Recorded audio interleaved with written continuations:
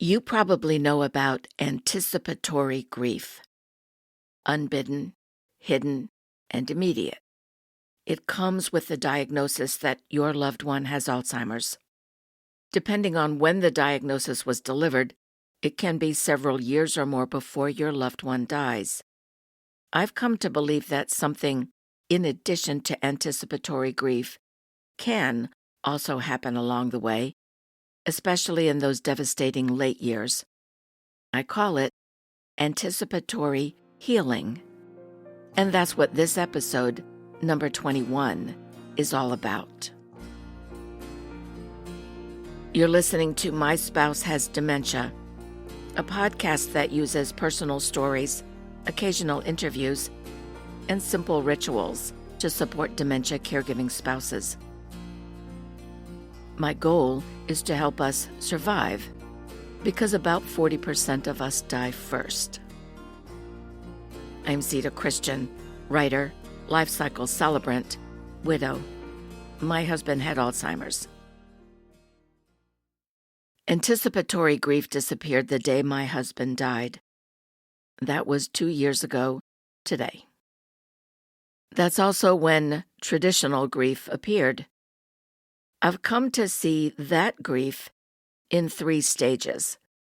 I've also come to identify what I call anticipatory healing. These traditional grief divisions are my own descriptions. If you're still an active caregiver, you might say my observations about grief don't apply to you, at least not yet, and maybe so. But I've survived the dementia caregiving odds, and I want you to survive too. That's where anticipatory healing comes in. These days, caregivers can easily find information about the stages and symptoms of Alzheimer's. We can also find suggestions about what we can do to help our loved ones. Having that drone's eye view of our situation is helpful, even as we frantically scan the landscape for details that reflect our caregiving situation. I need to widen the lens on what I've experienced so that my thoughts on anticipatory healing will make sense. So bear with me. Here are the details of my landscape. I call my first grief stage, that's grief stage number 1, I call it react. In the first 6 months after Dick died, I didn't have the time or the desire or the ability to think. My actions were robotic. I focused only on what was right in front of me. That meant the funeral, coffin, headshot, and the obituary. I had to pick out a cemetery plot. Dick wanted a traditional burial. We talked about that when he got the diagnosis.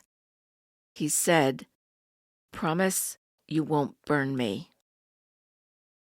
And I replied simply, "I won't." 2 words. And I choked up.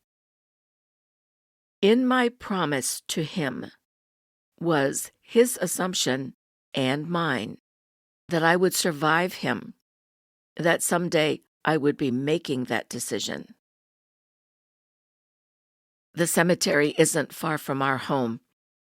It's centuries old, with very few plots left, none at the top of the gentle hills or beneath the many big stately trees.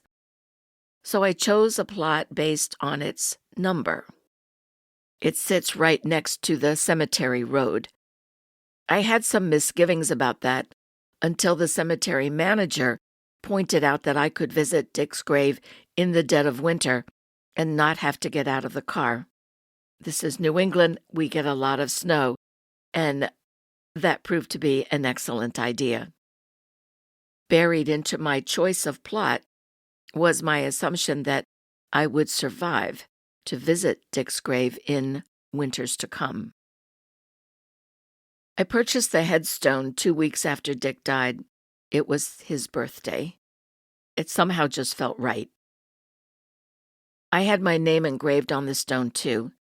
I figured that when my time came, That would be one less thing my daughter Laurie would have to deal with. In that decision was the feeling that I will never open my heart to another love. I say a feeling, but, some things you just know, and I know you get it. Notice that I'm also seeing myself in the future. I see myself surviving. I also had Dick's last words to me engraved on the stone. He hadn't spoken coherently in almost a year, certainly not a full sentence. But a few days before he died, he said, clear as a bell, I have a lot of love for you today. This past Christmas, one of the gifts Laurie gave me was a set of number 2 pencils.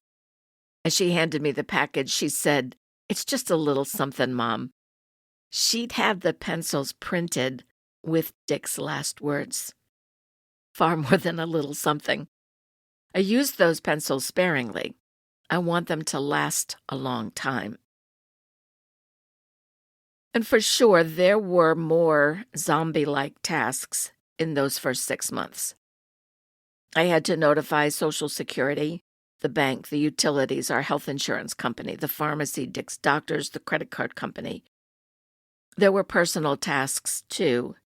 I took out all of Dick's personal things from our bathroom. Can I just tell you, it felt so strange to throw away his toothbrush. That's so often the symbol of commitment when one person decides to move in with another person. You know the phrase, don't forget to bring your toothbrush, or, oh, he brought his toothbrush, it's serious. And then there were the sheets for our king-size bed. I went back to using plain cotton. They were colorful for sure, but old, soft, and lightweight. I'd been using heavy flannel year-round. Dick was always cold. So I washed all the flannel sheets and stored them high in the linen closet.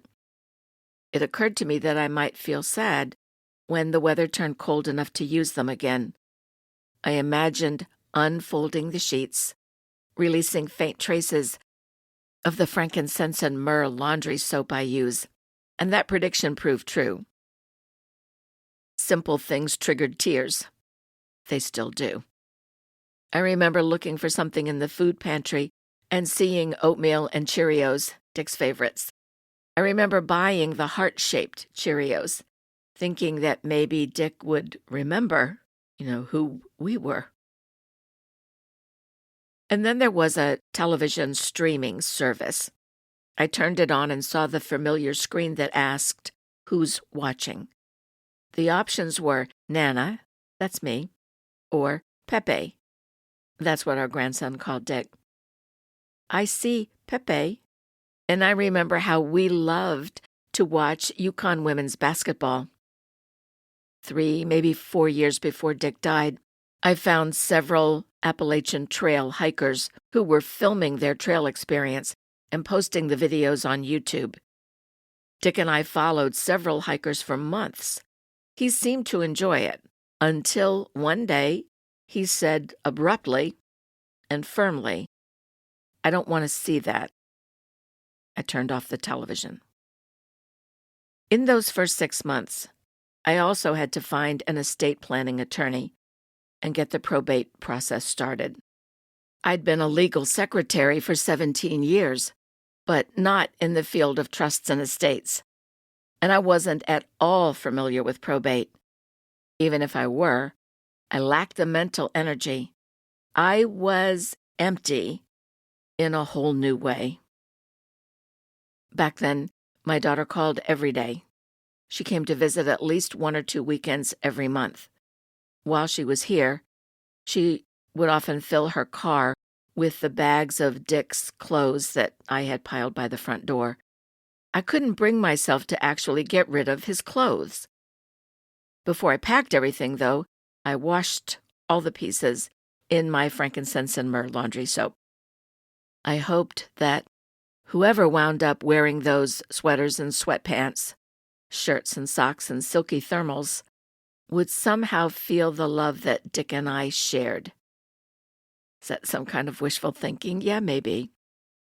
But Dick would often look at a stranger in the grocery store parking lot, comment on the man's shoes, or his clothes, or his car, or how many bags of groceries he'd purchased.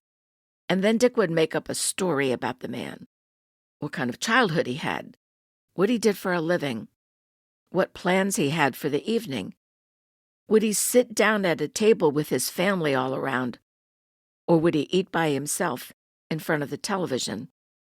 So, yes, I made up stories about the men who might detect a whiff of a fragrance long associated with healing, with the spirit, with all things sacred, like love. There's a reason many financial planners advise people who have lost a spouse to wait at least a year before making any big decisions, like moving or changing a job. There may be reports that we receive only once a year, tasks we have to do only once a year, opportunities that come only once a year. That lens is too wide to explore in the first 6 months of grief. That's all part of what I call my grief stage number 2. Where I called stage number 1 react, I call stage number 2 realize. Before he got sick, my husband was an avid hiker. He summited peaks in the Rocky Mountains, Canadian Rockies, the White Mountains in New Hampshire, and lots more. In 1999, he thru-hiked the Appalachian Trail, 1,260 miles from Georgia to Maine. It took him 6 months. My grandson Logan is an Eagle Scout. He took Dick's hiking poles and the backpack with all the patches I had sewn on. He had friends who could use a tent, a sleeping bag, a stove, and some of the other gear, so I know they went to good use. Laurie took the snowshoes. If you've never seen them, they look like giant tennis rackets that attach to your boots. One December, Dick had used them to stamp out Merry Xmas in the snow that covered the meadow behind our home. I hung out an upstairs window so that I could see the big picture and direct his steps. I took pictures and, to this day, marvel at the balanced formation of his letters. I kept Dick's hiking boots. I don't know why, except that they trigger so many good memories. On September 27th of 1999, I got up really early and drove 7 hours to Baxter State Park in Maine. I knew Dick would complete the trail that day. The defining experience of his life would be over. We stayed at a bed and breakfast that night and drove back to Connecticut in the morning. That evening, when we pulled into the driveway, we saw this great big piece of white poster board nailed to the space between our garage and that of our neighbors, Roger and Terry. In big green letters, the sign said, "Welcome home, Dick, from hiking the Appalachian Trail." You see, Roger had taped a map of the Appalachian Trail to a wall in their dining room. He used thumbtacks to mark Dick's progress, something he knew because I had been keeping an online journal on a website called dicktakesahike.com. My friend Mike Southern had built that website. Website technology was so new back then. People who knew about websites had suggested that I put one up to track Dick's progress. But at the time, I didn't know how to send an email to more than one person at a time, much less build a website. I will be forever grateful to Mike. He did that as a favor to me.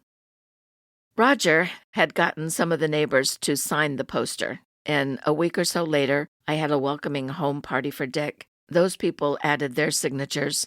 All in all, there were more than 30 in all these years. Most of those signatures have faded, but not the memories. I saved the poster. I came across it when I was gathering things to display at Dick's funeral. While he was on the hike, people emailed me from France, Africa, Guam, and all over the United States. Like Roger, they were following my husband's journey. Some shared their own plans to hike the AT someday. Every September 27th, Dick and I would have a glass of wine, and I would read those emails to him. I've since hung that poster in the garage where I can see it every day.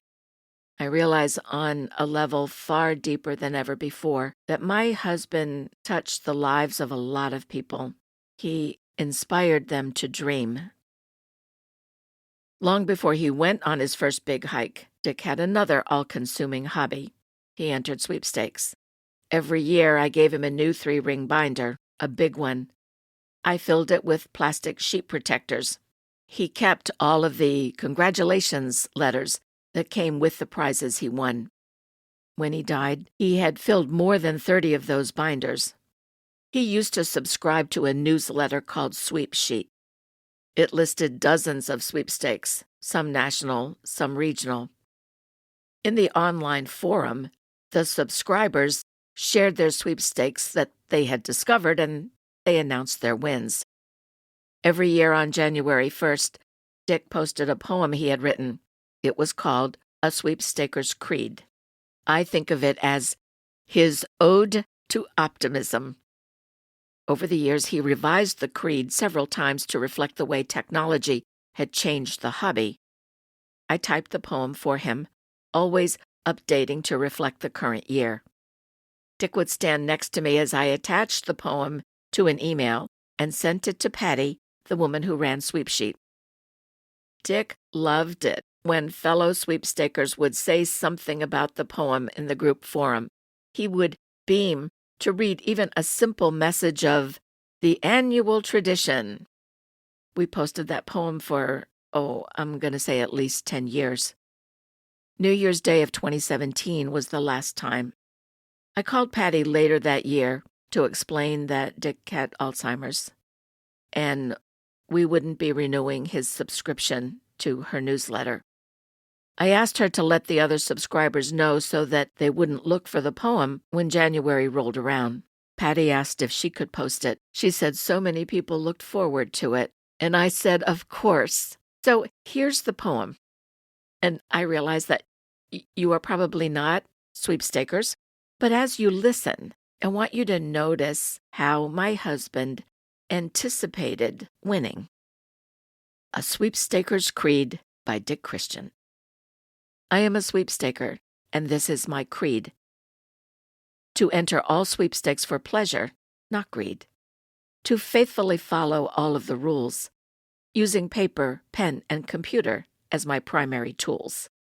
I firmly resolve that I will try the sponsor's fine products when I buy, to send them a letter with my thanks soon after depositing their checks in my banks. I'll be supportive of my peers. When they win, you'll hear my cheers. I'll never quit. I'll always keep trying. My favorite newsletters I'll keep right on buying. I'll enter daily until I win, and then I'll enter again and again. I am a sweepstaker. You now know my creed. Hard work and some luck. That's all that you need. Happy New Year. January 1st, 2017. Optimism is a trait that Dick and I shared. I'm not talking about pie-in-the-sky armchair dreaming. I'm talking about having hope when all seems lost. I'm certain that's one of the reasons we were attracted to each other. See, when I was 15, my mother died. I had 2 younger sisters, Laurie 12, Eileen 10. Our dad was in the Navy and had been gone for most of the previous 2 years. We weren't very close to him. When I learned through a neighbor who had reason to know that we might be split up and sent to foster homes, I told my sisters that if we obeyed all the rules our military dad laid down, if we got good grades in school, if we pretended to be happy, we'd have a chance of staying together. As a child, I saw hope in conforming. Dick didn't have an easy childhood either. One of 6 children, he and his little brother Albie slept on a pallet of blankets on the 2nd floor of a house that was all but falling down all around them. Friday nights meant listening as their parents would get drunk, scream obscenities at each other, physically fight, throw things across the kitchen. Albie, who was about 6, would cry. Dick would put his arm around Albie's shoulder, tell him to go to sleep, that the fighting wouldn't last forever, that their parents would sleep it off, and that everything would be okay in the morning. As a child, Dick found hope in pretending. Whether through conforming or pretending, we both imagined that our lives would somehow get better. Of course, painful things still happened. That's life. At the end of the first 6 months after Dick died, a woman from hospice called me. Hospice offered an 8-week bereavement program. She thought I might find it helpful. The only reason I agreed to go was to gather information for my dementia support group. I had taken over the group when the organizers had to discontinue it. It didn't take long for me to realize that had I not stayed involved with the support group, pride might have kept me from joining the bereavement group. And that would have been a big mistake. In that bereavement group, I saw my own pain reflected in the eyes of other women who had lost a spouse, or a parent, or a sibling, or a best friend. Whenever one of us dissolved into tears, the others silently held space for us to simply feel. We all knew how ineffective words are at such a time. When the group started, there were 10 of us. When the 8 weeks were over, we were down to 5. We decided to continue meeting on our own. It's been about 1.5 years now, and the 5 of us still get together once a month. In that time, several women have traveled, one of them totally on her own. One woman funded a scholarship in her late husband's name. Another found a good home for her late husband's massive collection of tools. Another woman set some healthy boundaries with family. I told them about my vision for a new website, something I'd wanted to create for a long time. I met with them earlier this week. We noticed that for the first time in the 18 months that we've been meeting, we laughed. And I'm talking deep from the belly laughs. And it felt so good.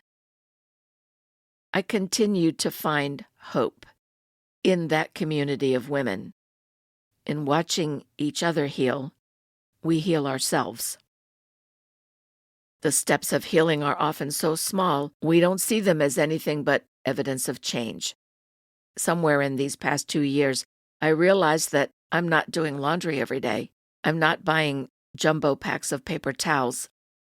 I realized that taking out the trash every day, breaking down the cardboard boxes for weekly recycle pickup, hauling the garden debris to the dumpster, winding the grandfather clock on Sunday, these are tasks that are now part of my routine.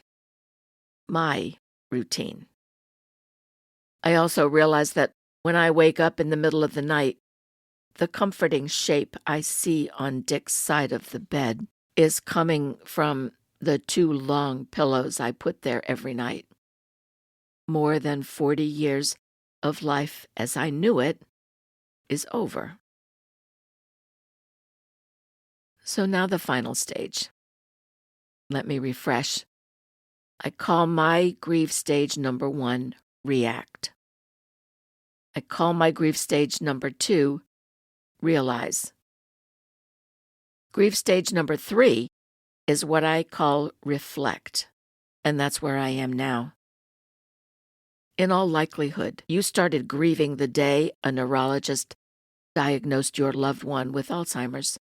If you didn't know it then, you found out pretty soon that Alzheimer's is fatal and that there is no cure. The diagnosis starts the clock called anticipatory grief, and that kind of grief is real.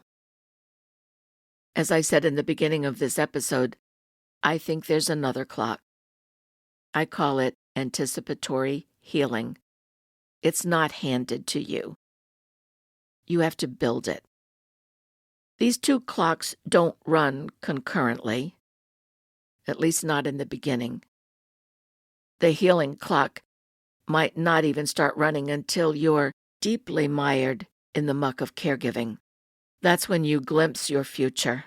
You aren't seeing a 6-year plan with 25 steps all laid out in an orderly fashion. No.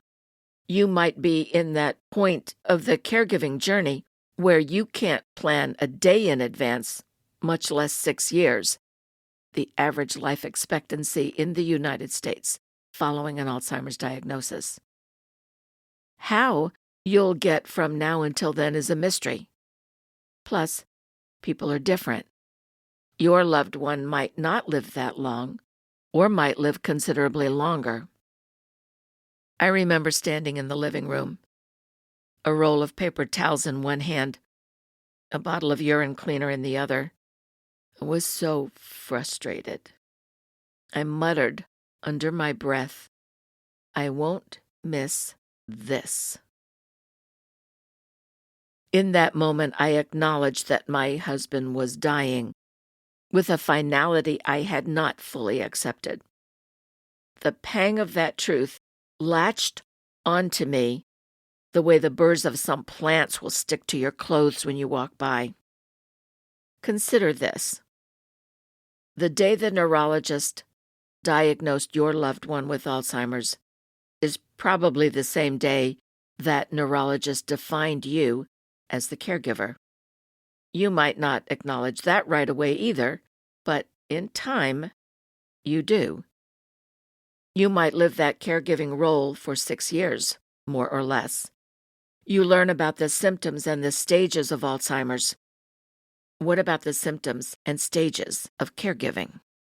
The Alzheimer's Association website points out that in the early stages, the caregiver role is that of gathering information.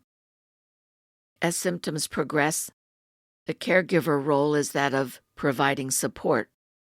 With further progression of the disease, the caregiver role extends to preserving the loved one's dignity and quality of life. Because people are different, and not every Alzheimer's patient experiences all of the same symptoms, the caregiver's tasks will vary accordingly. Now, this is important. I'm not in the medical profession. I have no professional qualifications for what I say on this podcast, other than my husband of 41 years and 8 days, a man I loved deeply, died of Alzheimer's. I cared for him 24/7 in our home, and I survived. When I reflect on the unfolding of my experience as his caregiver, I think of what astrologer Caroline Casey often says: imagination lays the tracks for the reality train to follow. Her words speak to the power of our imagination. When I chose the cemetery plot, I did so with the assumption that I would live to visit my husband's grave even in a New England winter. When I had Dick's last words to me engraved on the headstone so that I would never forget them, I did so with the assumption that I would live for a long time. When I imagined unfolding those flannel sheets, I assumed that I would live to experience more winters. I had similar little visions while I was caring for my husband. I saw myself going for daily walks with the women in my neighborhood, meeting weekly with my writing critique partner Sharon at my local Barnes & Noble. I imagined how good it would feel to attend a writers' conference, something I used to do several times a year. Yes, I had mixed feelings about each one of those visions. Still, it was with these little visions that I imagined and built my anticipatory healing clock. We, all of us, we have certain beliefs. They shape our thoughts, and then those thoughts create our words, and our words fuel our actions. Our actions, the things we do or don't do, they define our character. That cycle isn't something I use only when writing fiction. I see that cycle in every aspect of real life. Wherever you are in the dementia caregiving journey, imagine your world several years from now. The fact that you can create that vision suggests the belief that you can see yourself surviving your caregiving experience. Yes, your future will hold grief. It could also hold the gifts of having inner strength, setting wise priorities, and enjoying loving memories. Those gifts grow from our beliefs, our words, our actions. They are the components of anticipatory healing. Hold that vision while I say, take good care of yourself. Those words aren't fluffy. They're fierce. Because we need to survive. Thank you for listening.